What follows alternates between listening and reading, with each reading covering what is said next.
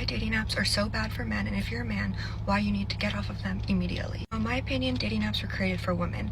Most women swipe left on 7 out of 10 men, which means most women do not like 7 out of 10 men on dating apps. That means only 30% of men on dating apps are getting good, solid matches, which is terrible for most men's self-esteem. Of course, this naturally leads men to believe, if I can't even get a girl on a dating app, there's no way I'm gonna get a girl if I'm out at a bar or a coffee shop. Like, she's definitely not gonna be interested in me. But this has actually been proven to not be true at all. Majority of women swipe left or reject men that they would actually talk to if they would approach them at a bar or a coffee shop. Because women are hypercritical when they're online, sitting at home with their glass of wine or with their girlfriends. They're way more critical than they would be if you were out in public and they actually got to know you, felt your energy, etc. Next thing is that most men are terrible at portraying themselves on a dating app. They take terrible pictures, they use terrible pictures, bad angles, bad lighting, and women expect men to take pictures the way they do, so they're automatically like, ugh, he's ugly, when in reality he probably isn't even unattractive. He just doesn't know how to take pictures or doesn't have people taking a lot of pictures of him. So if you're a man, get off the apps, join a club, go to a coffee shop, go out to a bar with your friends, do an activity and meet people naturally, because majority of women who meet guys in real life admit that they probably would have swiped left to them on a dating app. There's literally nothing I hate more in the world than guys who overpromise and underdeliver. I told myself I wasn't gonna use Hinge, but ended up caving and just downloaded it again. Let me tell you, these guys are all talk, no action. I swiped up on this one guy's profile because he seemed promising. All of his prompts were like, oh, I'm just looking for a girl to spoil, and my green flags are giving girls princess treatment. And I was like, say less. I chat with him for a bit and I'm like, yo, I'm free this weekend, what are you saying? And guess what bro suggested we do? Walk around the mall. Not even like, let's get boba. Just walk around the mall aimlessly. That's so fucking boring. And before y'all come at me, let me tell you, if he had been honest from the start, I wouldn't be this mad. But no, he had to waste my time. Like, just stay broke in your corner over there. I'm just not gonna swipe up on you. Is anyone actually finding success on Hinge or Bumble or any of the dating apps? I really don't want to get on these crazy things. Someone give me some positive success stories, please. Can we talk about the downfall of Hinge? I haven't been on the app in like probably 2 or 3 years at this point, but I'm going to London. I don't know anyone, so I thought, let me download it, put my location as London, and meet some people in advance. Let me just say, I'm swiping right maybe 2 out of 200 people I swipe right. Maybe 3 times. I go in for the 4th like, right? And I met with a subscription screen. I'm sorry, I'm just so used to being able to just like whoever I want and not like whoever I want for hours on end. So immediately I'm bored and I'm like, okay, well, I can't like anyone else, so that means I can't really swipe unless I dislike them. And I just joined, so I don't have anyone to chat with. And for 1 week, it's $25. A month is $50. No. Am I the only one that thinks this is ridiculous? And then, I've just rolled out of bed, okay? So I know I'm not looking my finest right now. My profile is fire, as you can imagine. And I know I'm new on the app, so I was like, let me go to the gym real quick, not check it, come home, and I know there's gonna be like 99 plus interests, right? And that's not to be vain, but that's just how it is, okay? I usually have a ton of people interested in me, and I just swipe through those people. I leave the house for at least 2 hours, check the phone, 2 people have liked me. And once I swipe through them, another subscription page, and they're saying, oh, you want to be seen by people? You have to pay. How exactly is that an app designed to be deleted? I just want to know. And has everyone just been paying this $50 a month fee? If so, why? Anyways, I miss the way it used to be. I don't love these new rules and regulations and subscriptions. I feel like if anyone should pay, it's the men. Don't come for me, but most dating apps like the men will pay or whatever, but like, count me out. I'm not doing 2 matches a day. It's a waste of time. And I'm not spending $50, okay, to match with George, who's gonna never respond to me anyway. 51% of American men had 0 dates in 2025 from dating apps. Not few dates, 0. Bumble lost 16% of its paying users. Match Group reported a 5% decline in paid subscribers. Bumble's stock has plummeted 91% from its all-time high. 91%. That's not a market correction. That's a verdict delivered in the only language corporations understand. Men, who represent approximately 75% of Tinder's user base, swiped right on nearly half of profiles they saw and matched 0.6% of the time. Women matched at 10%. Same app, same infrastructure, radically different product experience. The men funded the platform that served them worst, and now they're stopping. So I've heard that Hinge is officially dead. Like, I swear, everyone and their mom is currently complaining about Hinge. I feel like it's because it was advertised as like a long-term relationship dating app, but tons of people ended up just using it to hook up and talk to like 20 girls at a freaking time. So now we're kind of in like this transition phase for dating apps. Like, we don't know what's gonna come next and take its place. It is crazy though, I'm starting to hear of like a bunch of new dating apps come on the scene now that Hinge is kind of out of the picture. Like, a bunch of my friends were talking about this new one called MGTOW. I guess it's kind of trying to fix what people were mad about with Hinge. But they were saying it only lets you talk to one person at a time. It should be nice because then you know the person you're talking to is not like talking to like 50 other girls a day. They also have a timer for how long you can talk to the person in the app, so it kind of makes you plan a real date with them. Like, one of my friends literally just went on a date with a guy she matched with on MGTOW. She said it went really well. She said he's giving future husband material, so we'll see. Just got on it myself and I'm liking it so far, and I'll keep you guys updated. The economics of this collapse are important to understand clearly. Match Group openly states in their SEC filings that their revenue depends on user engagement, not user success. Every successful relationship is a lost customer. The app was never built to find you a partner. It was built to keep you almost finding one, close enough to stay subscribed, far enough to keep spending. That business model ran perfectly, as long as men believed the next swipe might be different. What broke it was men updating their belief. There is no better time for single men to be putting themselves out there in social settings than now. I think people are so over the apps. I think people are so over being chronically online. The pendulum is starting to swing back. Everybody didn't have a choice. We had to go online for everything because of the pandemic. It's starting to swing back because people are over it. They're over having to be online. And so I see so many things popping up, so many social outings. I've been to a walk club for women. So niche, so random. It's just women that meet on Sundays to go for a walk. Like, there are so many things like that. And it's not just women, it's men too that are sick of being chronically online. Like, there are people all over trying to get off of the online scene and trying to get in person, trying to meet other people. Lean into that. It's super easy to keep a convo going with a girl, but you just need to be asking the right questions. So here are 3 things you can ask a girl when the convo is dying. Number 1, imaginary scenarios. I'm talking questions like, if I give you a plane ticket right now, where are you going? If you can only eat one thing for 1 month, what are you eating? These things make us really think about our response. And honestly, it makes you learn a lot about our likes, dislikes, personality. Number 2, you can ask her what's her biggest conspiracy theory. Oh my god, I'm telling you, we can talk about conspiracy theories for hours. It's literally one of the first questions this guy that I matched with on Highly asked me like a month ago. Ever since then, we literally talk every single day. I genuinely love to speak to this guy because he always says the most random fun things. Number 3 is what's something people will assume about you that is totally not true. This one is kind of more personal, so maybe don't say this as the first thing you say to her. It will definitely help you learn more about her, who she is, how she thinks, and more about her morals. Bumble's founder, Whitney Wolfe Herd, returned to the company and acknowledged that today's dating apps are rooted in rejection and judgment, and that these are not healthy dynamics. When the person who built the thing comes back to say the thing doesn't work as designed, you have confirmation that the product failure was structural. Men experience that structure firsthand for years. Profiles going unseen, messages going unread, premium subscriptions unlocking access to the same rejection pipeline at a higher price point.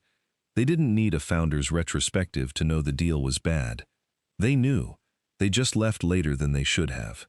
Dating apps are dying, and honestly, I think it's the best thing that could happen to your love life. People are done swiping. They want to feel something real again. And meeting men in real life is not just more romantic, it's literally training you to become more experienced. Let me explain. When you talk to a man through a screen, you learn nothing. You are texting a profile, an idea, a little dopamine hit every time he replies. And it's not real, it's a limbo. And you can spend 3 weeks falling for a man you've never even felt the energy of. But in real life, it's different. You read his energy in seconds, something a screen can never give you. And you feel whether you are safe with him, calm with him, yourself with him. Your body knows things that your phone never could. And the part that I love the most, every real interaction trains you. It trains your nervous system to stop seeing a man approaching as a threat. It teaches you to say no calmly, kindly, without guilt. It teaches you to read the room, set a boundary early, and trust your own judgment about whether this man even deserves your time. You can't build any of that through a screen. You build it in real life. And yes, be careful. People can pretend in person too. The energy can lie for a little while, so you still stay grounded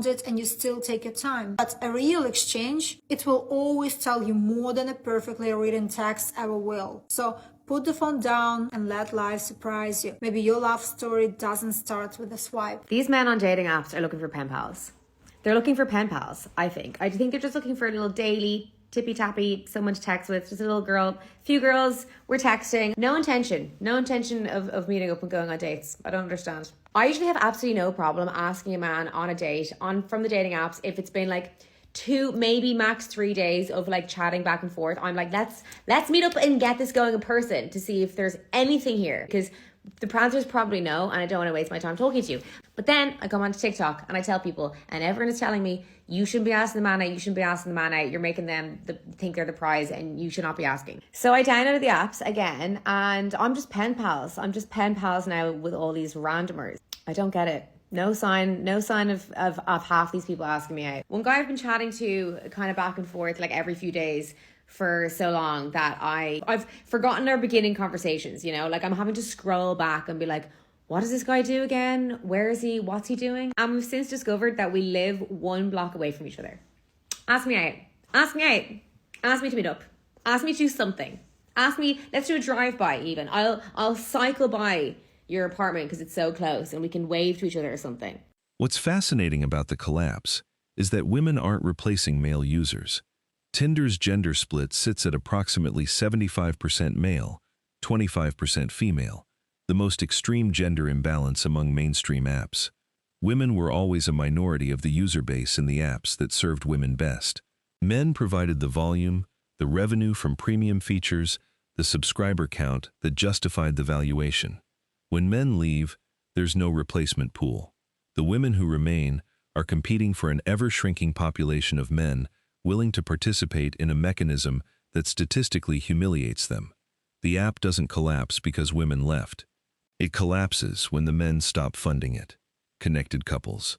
What happened to yearning? What happened to men that pursue? What happened to men being confident enough to make the first move? I feel like our generation is just so whacked out. Like we're just all messed up. And I think with the phones, we're just so antisocial and just everything is just out of sorts and it's not how it used to be. And I think it's a real shame that like the art of dating and like yearning and pursuing is just dead.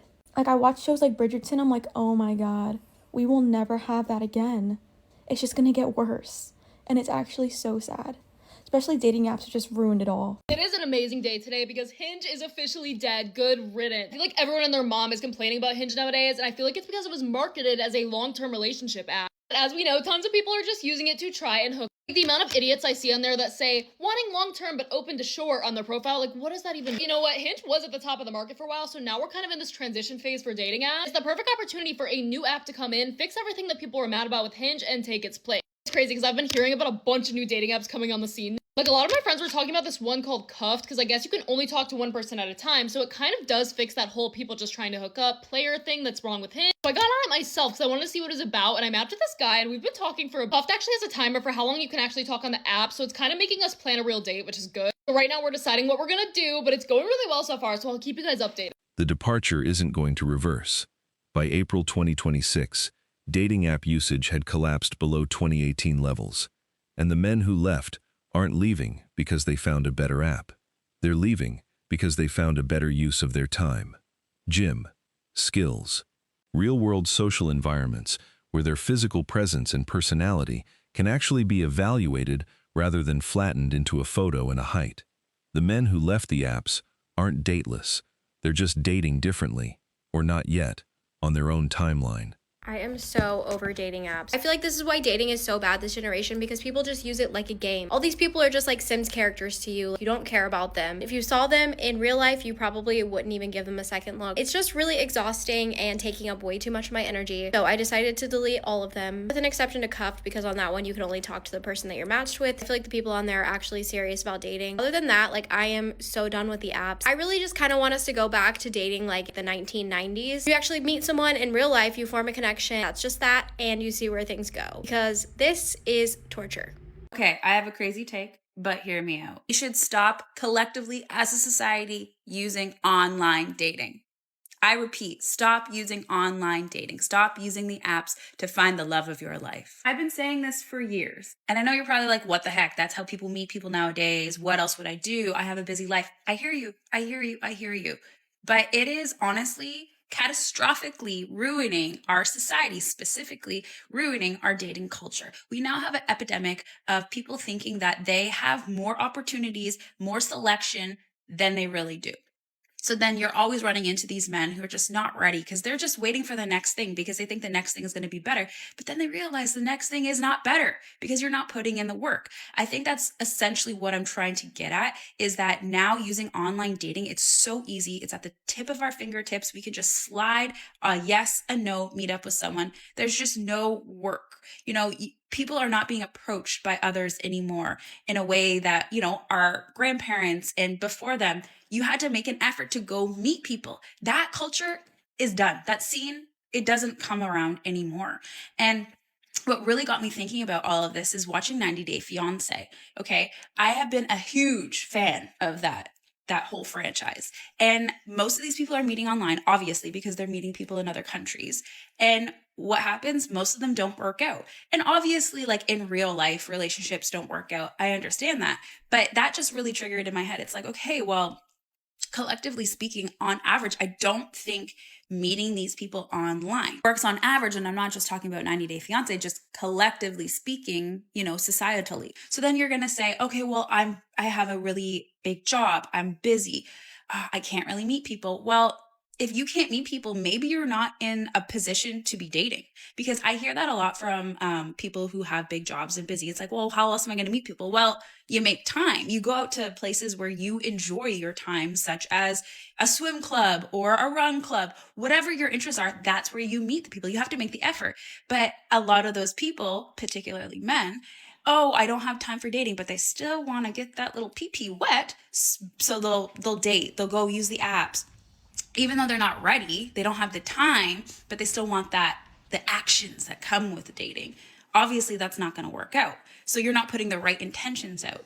So what I'm really trying to say here is we should collectively just get rid of the apps. Let's go back to old school dating, because you're going to find a better partner because you're putting in the correct intentions, you're putting in the effort, and you're not thinking that you have all these options. Like, you're actually going to put effort into meeting someone, because it is so abnormal to go on like 10 to 20 dates with different people a year. Okay. How many, you don't typically meet that many people naturally, you know, on average, the average person. So why is that normal to be dating that many people? That's not normal. And before dating apps and everything, like, you were lucky if you were going on like 2, 3, 4, 5 dates a year being asked out. And you were able to put in that time, the investment, and then you're getting a better ROI because that person's also doing the same thing with you, because they're only going out with like 2, 3, 4, 5 times a year, you know, because they're meeting somebody and putting in that effort. So, man, I don't know. 90 Day Fiancé got me thinking. It's like, I love that show, but come on, they're all meeting online. It's not working. I think collectively, let's get rid of apps. Let's actually put intentions into finding the loves of our lives and not relying on these stupid apps, okay? This was never really about them. Every man watching who deleted the apps, you freed up mental real estate that was generating anxiety at the rate of 1 swipe per 15 seconds. The app was never a neutral tool. It was a deliberate psychological mechanism designed to make you feel perpetually almost enough. No man who has genuinely built himself needs to pay a corporation for access to rejection. The real world, where your voice, presence, humor, and competence are visible, is the only marketplace worth playing in. I'm sorry, but if you have a dating app in 2025, you are probably a freak. Literally, who is left on there? Autists and people who cannot hold real normal conversation. Like, who's left? No one. If you're gay, like, maybe I get it. Like, honestly, jump on Grindr, do what you gotta do. Like, there's really just no reason to be on there. We have Instagram now. Instagram is a dating app. And honestly, like, all the straight men, like, they shouldn't even be on there. They should be somewhere else. They should be out working. Like, they should be at Equinox. Like, why are you on a dating app? If you're on a dating app, you're probably just fat. Once my friend got catfished on a dating app and went and met up with a fatty and then pretended to be, like, super sick because he's like, I went out with this girl and she, like, cropped all her photos and edited everything. Like, if a girl is a 10 on a dating app, I'm gonna promise you she's a 5 in real life, because when I had dating apps, I was honestly a 10 on them. I'm not a 10 in real life. Anyways, dating apps are dead. No one uses that nasty shit, and you're actually a loser if you need one to be successful in love. Because let me tell you, like, one of the best guys I ever met him in a staircase. Swear to God, I was like struggling. I was in girl world. I was like, oh, can you help me? I'm just a girl. I was moving into a 5th floor walk up, and this man stopped and carried my suitcases all up the stairs for me. We're not together still, but like, it was a good story. Like, imagine if we were. Like, that would be a really good meet cute. So anyways, get off of dating apps because they're actually for losers. Okay, bye. Somebody needs to create a dating app that allows you to review people that you've been with. You're swiping through and you can see people's reviews. But somehow there has to be like a fraud check to like fact check it, because otherwise that could really ruin somebody's reputation. I'm realizing maybe like incorporating AI and like you put in a real story and then their side of the story, have to get like minimum 3 other friends to tell their side of the same story. What do you think? I feel I don't have a choice but to give up. He posts that in the dating advice subreddit. I did cut it off accidentally with the screenshot. I feel I don't have a choice but to give up. He says, I'm a 35-year-old man, attractive, fit, have a successful job, trying to start my own business. I don't use dating apps. Tried them on and off. My experience, very, very few matches. And when you do match, no conversation. Sometimes you hit the algorithm right and get a million matches, same problem. Organically meeting people, a lot of flakes, all of the time, consistently, maybe more than online. And then it's much harder and ballsier to approach a girl in the wild, but the outcome is the same. I'm pretty charismatic, social. These words are used to describe me by others. What the hell am I doing? What is going on? Am I broken? Is the system, are women? Am I the only one feeling this way? This man describes himself as attractive, fit, and that he has a successful job. So many of them have the personality of a rock. They simply believe that going to the gym is part of their personality, that their job is simply their part of their personality. I'm surprised he didn't tell us how tall he was, because their height also becomes their personality. Nothing about what he's looking for or anything. But people have sized him up. People have sized him up in the comments. This dude is MAGA, and that's the reason why he is having a problem. Stay strong, guys. As always, I wish you tremendous success. Now it's your turn. Will dating apps recover, or is the swipe era permanently over for men who know their worth? Let me know in the comments. Thank you so much for watching. If you found value in this one, hit the like and subscribe buttons, ring the notification bell, drop a comment, and share it with someone who needs to hear it. See you in the next one, guys. Till next time.